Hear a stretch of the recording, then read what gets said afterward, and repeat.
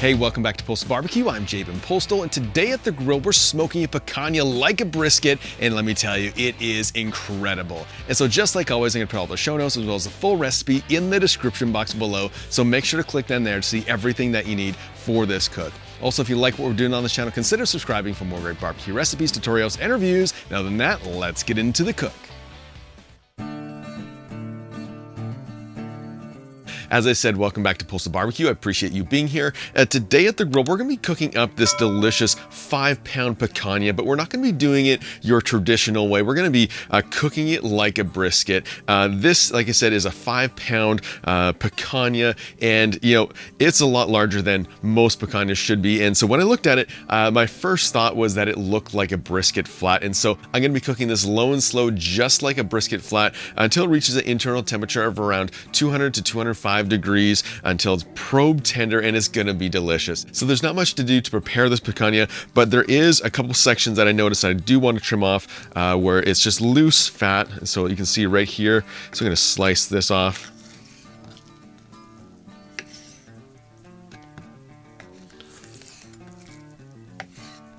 All right, that looks nice and trimmed. And so you will notice I am gonna leave the fat cap on entirely. I'm not gonna touch that at all. And so we're gonna prepare it now just like we would a brisket flat or even a full packer brisket.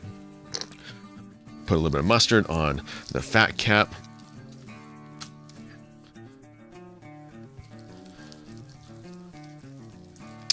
There we go. And then today to season this, I'm gonna be using my Mad Cow beef rub. This stuff goes really great on beef, especially brisket and picanha, just like this. And so I'm gonna place a nice liberal coating onto the surface of this picanha.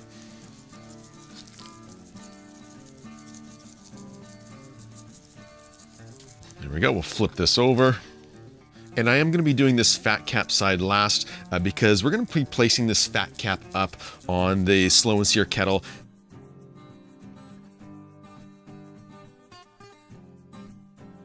All right, that's coated nicely. And you'll notice that I did put a fair amount of the Mad Cow onto this picanha because it is a large cut of meat and it can handle all of this seasoning. So with it all seasoned and ready to go, let's go ahead and get the slow and sear kettle set up for cooking around 250 degrees. So today we're using the slow and sear and drip and griddle pan. And to get that going, I placed in about 12 briquettes into the corner of the slow and sear, and I got those coals fully lit. Once they're fully lit, I then filled up the remainder of the slow and sear basket with unlit briquettes. I also added hot water to the water reservoir just to add a little bit of steam as it cooks. I then closed the lid and adjusted my top vent about 1/3 of the way open, as well as my bottom vent system was fully closed with a smoke hole also open about 1/3 of the way open. So the grill is stabilized around that 250 degree mark, and so let's go ahead now and get this picanha onto the grill opposite the coals. We're also going to add in a digital meat thermometer into the thickest part of this picanha. And then lastly, I'm going to add in a chunk of hickory wood over those coals. So with everything on the grill, I'm going to close up that lid, and we're going to begin smoking this picanha around that 250 degree mark, and we'll come back about every hour and a half or so to give it a spritz and just to check up on this picanha. All right, so I've been cooking this picanha for an hour and a half now around that 250 degree mark the entire time. And so let's open up the grill and just see how it's cooking along. Oh, just look at this. You can see that there's some nice color forming from that smoke. And you can notice that there is a few dry spots on there. So I'm gonna just spritz it with a combination of water and apple cider vinegar just to add a little bit of hydration for this picanha as it cooks.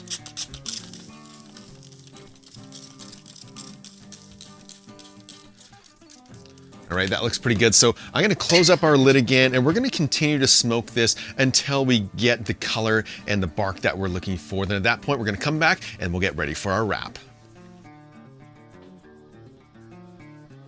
So our picanha has been cooking on the Kettle grill for about 3.5 hours now. I did go ahead and spritz it at the 2.5 hour mark for a second time, and the color at that time was looking really nice. And so we're gonna take a look to see how the color and the bark is forming and to see if it's time to wrap.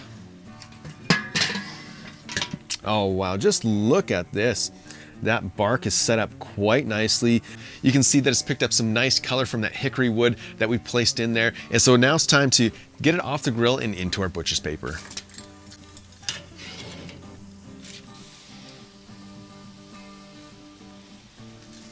So to wrap our picanha, what we're gonna do is I'm gonna just hit it with a little bit of moisture.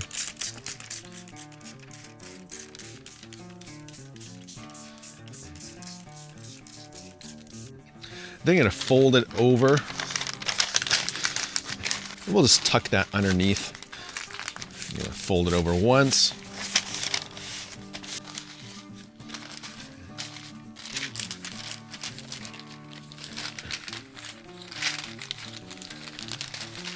Second time. There we go. And then with this wrap nice and tight, let's get it back on the kettle grill. We'll place our meat thermometer back in.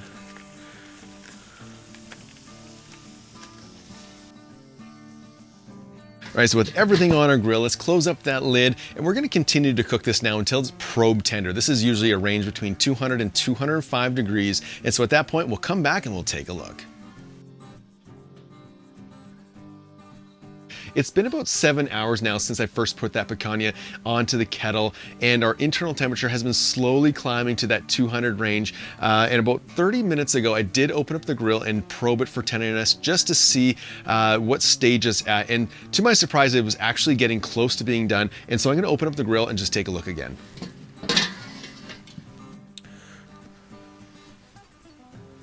All right, there we go. This feels probe tender. Our internal temperature is actually sitting right at the 200 mark now. And so what we're gonna do is I'm gonna pull this off the grill and let it rest for a little bit, and then we'll come back and get ready for the taste test.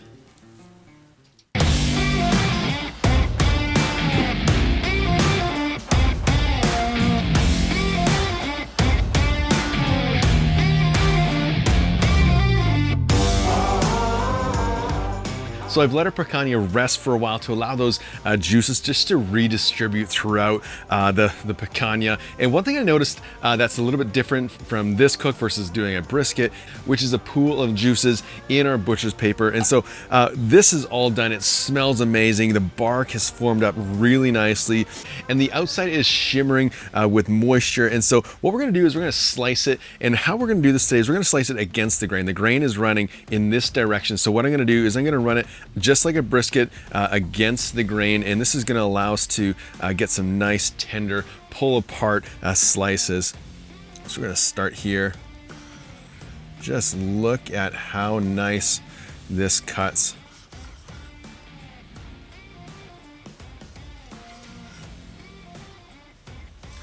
Just cuts through like butter. So let's grab this guy out of the mix. Here we go. Just look at that. It's floppy. It wiggles. It's got some nice pull apart. And so if it tastes as good as it looks, we're in for a treat. And so let's go for the taste test.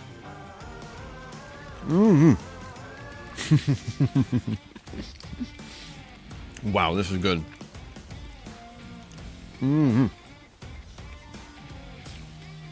You know, this picanha that we smoked like a brisket is phenomenal.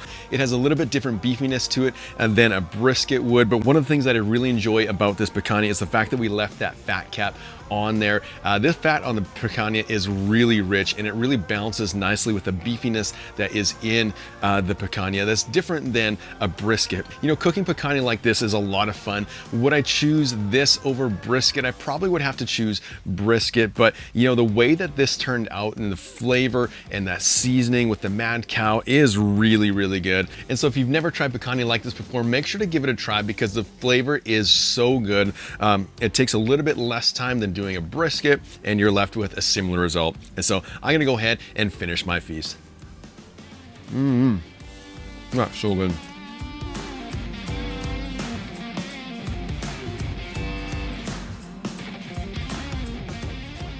This smoky picanha cooked like a brisket is absolutely phenomenal. I know you're gonna love it, so make sure to give it a try. Hey, if you wanna see more barbecue videos just like this, so make sure to hit that subscribe button as well as that notification bell. Also, special thank you to all my patrons out there who help support this channel every single week. So until next time, keep that fire lit and get cooking.